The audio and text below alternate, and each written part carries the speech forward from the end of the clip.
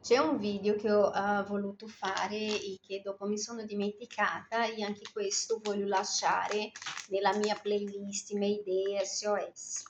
Allora, per la cronaca dei verbali falsi, referti falsi, relazione completamente alterata, con dei fatti mischiati, esagerati, insomma, quello che oramai tutta l'Italia sta accompagnando. Io vorrei dire che negli atti del processo do mio figlio c'era un passaggio che diceva che era la raccolta di prove anche extra, anche fuori, insomma, extra, sarebbero usate giustamente per incriminare né, la, nella, per quanto riguarda quella denuncia del suo padre di maltrattamento e sottrazione di minore, né? Per il discorso della sottrazione di minore, se loro non hanno alterato tutto, io continuo a ripetere, i documenti ci sono, io ho consegnato, preso i carabinieri, io non ho sequestrato nessuno perché semplicemente il mio figlio faceva parte del mio nucleo familiare. La casa di Lavis era cointestata, ma la scheda anagrafica era mia e do mio figlio, suo padre era convivente. E a parte questo, io comunque avevo l'assenso firmato da lui dal 2022, come ho anche il suo assenso per il passaporto brasiliano, che lui addirittura ha avuto la faccia liscia di dichiarare negli atti ci sono tante cose di cui non lo so, quando in verità lui, quando eravamo in Brasile, lui aveva spedito il foglio firmato con tanto di timbro della questura di Trento, autorizzando che io facessi anche il passaporto brasiliano per Ottavio. Quindi per capire i livelli di persone bugiarde che io sto trattando. Però una cosa che a me è importante lasciare è che da quando è iniziata questa indagine, anche quando io non sapevo, però io non sapevo, ma le cose strane io mi accorgo. E me ne era accorta che si erano avvicinate a me delle persone molto assim, strane, nel senso che non facevano parte della mia cerchia, della mia vita e di qualche modo si sono avvicinata. Tra queste persone c'erano la, come si chiama? Uno della polizia giudiziaria. Logico che lui come persona e per caso lavorava all'interno di questo contesto di polizia giudiziaria, però dopo ho legato i puntini. Questa persona, che oltretutto è uno che mi ha anche consigliato un avvocato penalista, però a Rovereto. Rovereto, io non mi fido di Rovereto, dopo nel prossimo video dico il perché.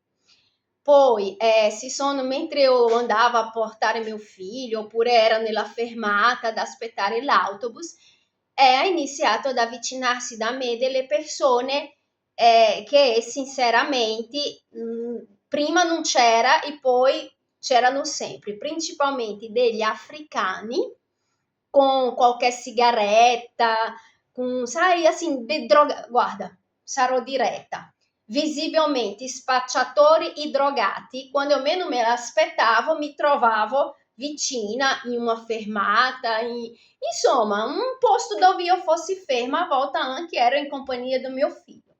Allora dovete sapere una cosa, mio papà ha insegnato a trattare bene chiunque, quindi anche se un drogato si avvicina di me, se lui non mi fa del male, mi fa una domanda educatamente, io lo tratto come una persona. Ovviamente rimango in stato di allerta perché so che sono persone che devi fare attenzione, perché oramai non ci sono zombie, non è che loro possono rispondere, non sono ma non sono.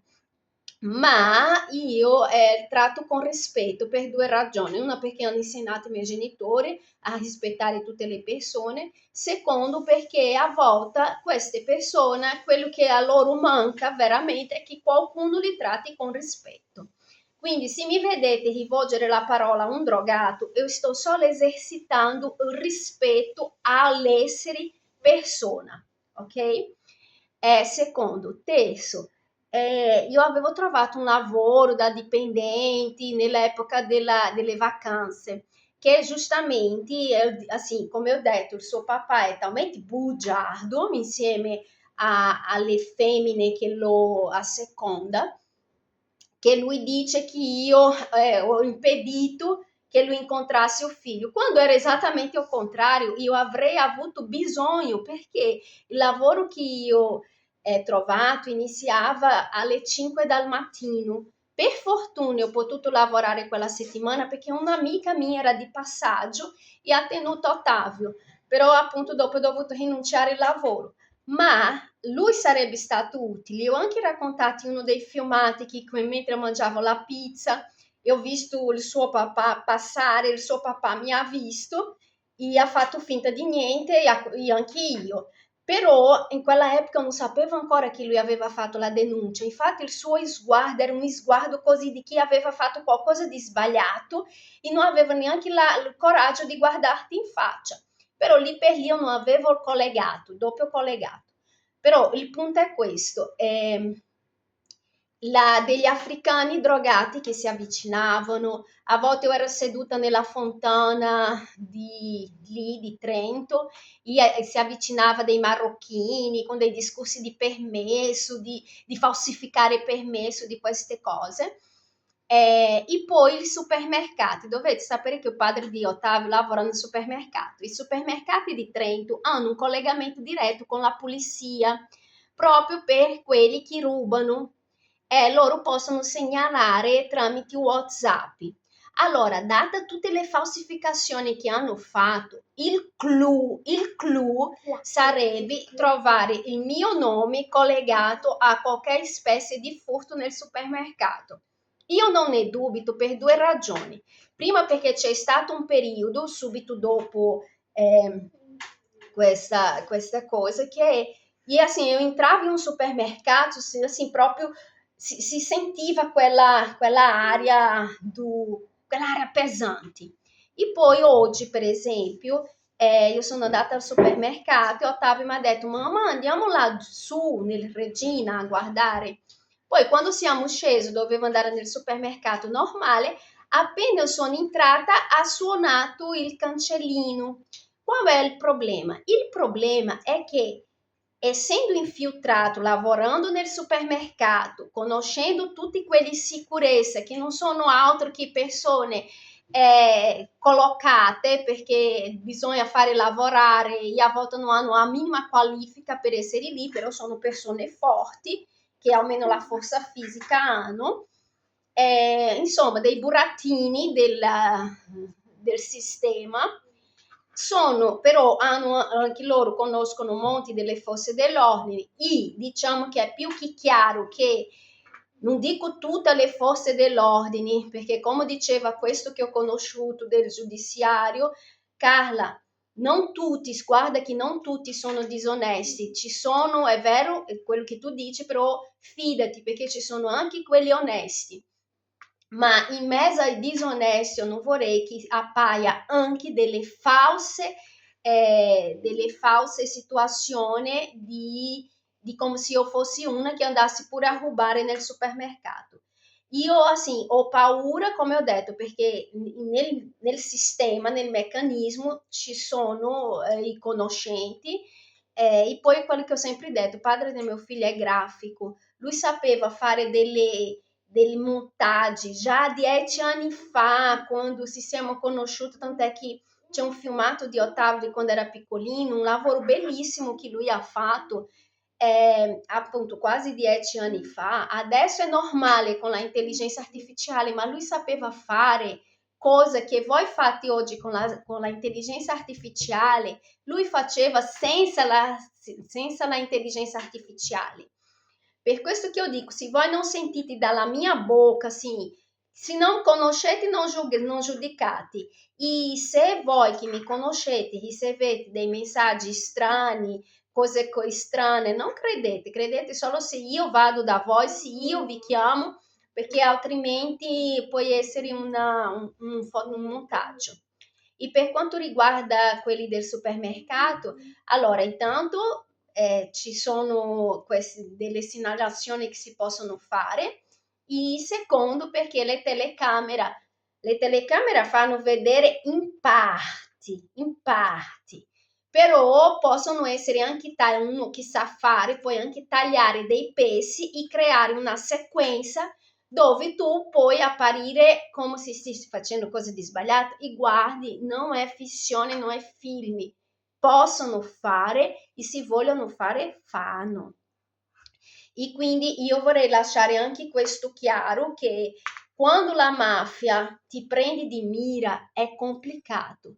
Poi un'altra cosa, perché io ho molta paura, io penso che io già avevo detto in un filmato passato, ma ribadisco in questo, perché negli ultimi anni è successo, infatti dal 2023, da quando hanno subito quegli attacchi informatici, che io me ne sono accorta dell'attacco informatico, perché io mi sono accorta nel 2023, però magari era iniziato prima e io non me ne ero accorta. Comunque, la mia sorella hanno rubato i suoi documenti, gli hanno rubato la identità. Attualmente la mia sorella risulta come una imprenditrice, ma vi dico io, non lo è, non lo è. Io ho mandato il ragazzo che lavora per il mio padre a andare a vedere la casa che lei abitava, non era più, si era trasferita, insomma, in un contesto orribile. I documenti che lei ha in mano sono documenti scaduti, o che comprova che è impossibile che lei risulti come imprenditrice quando i documenti che lei ha in mano sono scaduti. Poi l'anno scorso mio papà ha scoperto che avevano fatto un prestito online a nome suo. Lui non sapeva neanche che era stato mandato in giudizio. Per fortuna, nell'ultimo momento mio zio ha trovato un avvocato e hanno risolto la cosa, anche se alla fine, come lui era mancato a udienza l'altra, comunque lui è stato giudicato colpevole di questa cosa, come se lui avesse fatto una truffa, quando era impossibile, perché mio papà, come ho sempre detto, oltre ad essere anziano, è semi-analfabeta. Lui è andato in pensione quando l'internet non esisteva neanche praticamente, e quindi era impossibile che lui avesse fatto questo prestito. Però lui è risultato come uno che ha agito di malafede. Poi con l'avvocato si sono messi, hanno risolto la cosa che mio papà pagava, infatti lui ha pagato, però lui ha pagato qualcosa che lui non ha fatto, che lui non sapeva. E poi adesso sta succedendo delle cose molto simili con me, tramite tutte queste cose che è iniziato, con che io me ne sono accorta, con il referto falso, e adesso sta venendo fuori queste altre cose verbali. E quindi, quando ho guardato la scheda politica, come c'è di mezzo anche i brasiliani, e adesso con la globalizzazione, come ho spiegato, i brasiliani che sono in Europa, io non metto la mia mano nel fuoco, perché i brasiliani che stanno bene vivono in Brasile, negli Stati Uniti, non vengono in Italia, non vivono in Italia i brasiliani che stanno bene. Quindi io non mi lego, io ho paura, perché quasi sempre loro hanno a che fare con legami simili alla mafia, se non peggio, ehm, l- con il Brasile. E questo intercambio Brasile-Italia mi preoccupa. Principalmente ci sono determinati stadi, determinati, per voi sarebbe provincia del Brasile, che aumenta il mio livello di attention. E quindi vorrei lasciare chiaro questo, che io mi responsabilizzo per quello che io sono. E come ho detto, io non bevo, non fumo, penso che sia chiaro dai video che se io fossi una persona così, prima insomma, penso che non ci vuole un genio per capire che non sono questo tipo.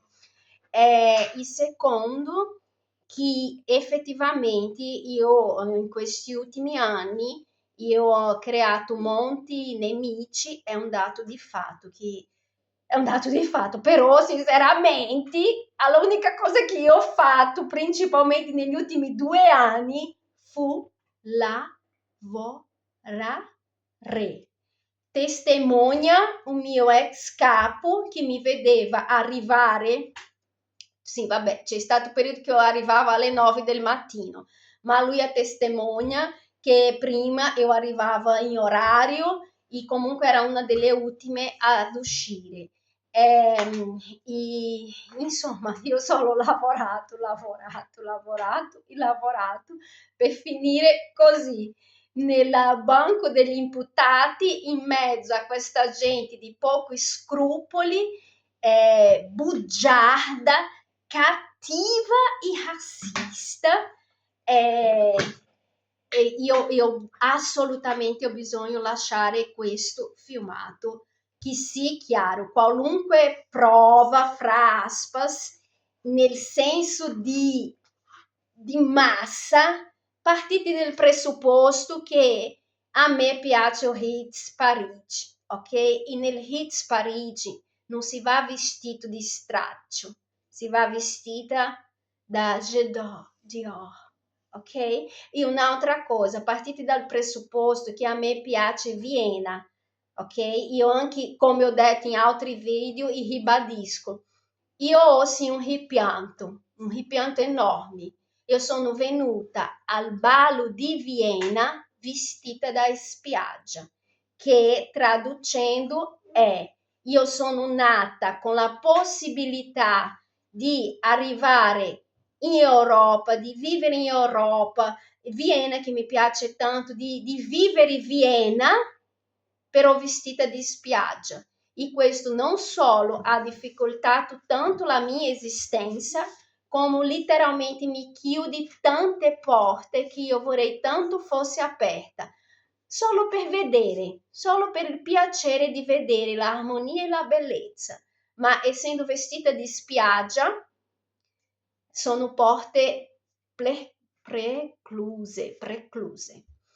E quindi lascio anche questa prima di leggere la prossima relazione della curatrice, che di curatrice non ha niente, si sta solo mangiando 1.300 euro, mentre io sono qua a pensare come pagare l'affitto di questo mese. La Fedrizzi, che è l'assistente sociale, che doveva pensare nel benessere del bambino, invece di pensare nel benessere del bambino, pensa in difendere un maschio che ha compiuto della violenza più di una volta anche davanti al bambino, e che appunto invece di pensare di mantenere il bambino nella casa che lui riconosce come casa, insieme ai suoi giocattoli, nella sua scuola, insieme ai compagni di classe che lui riconosce come compagni di classe, e cioè per tutto ciò aiutare la mamma a trovare un lavoro come prima, non è più preoccupata del rapporto del bambino con il padre, che non esiste e che il bambino non desidera per ragioni ovvie. Insieme alla femmina e tutto l'apparato, la Francesca, non è, poi io metto la colpa della Francesca, forse la colpa non è neanche della Francesca, è ho scoperto il nome.